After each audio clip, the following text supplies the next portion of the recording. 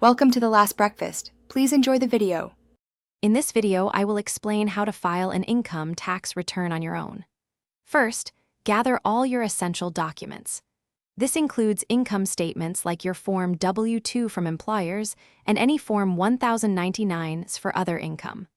Also, collect records for potential deductions, such as mortgage interest statements or receipts for charitable contributions. Organizing these upfront saves significant time and reduces stress during the filing process.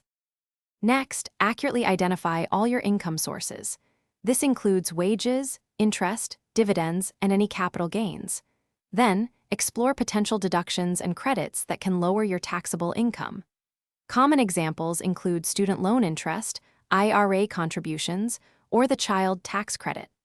Understanding these can significantly impact your final tax liability, potentially saving you hundreds or even thousands of dollars. Now, select your appropriate filing status.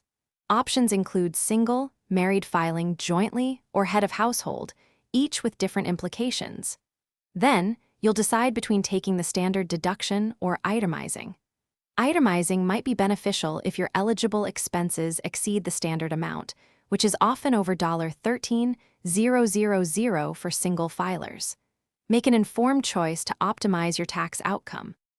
Finally, meticulously review your entire tax return for accuracy.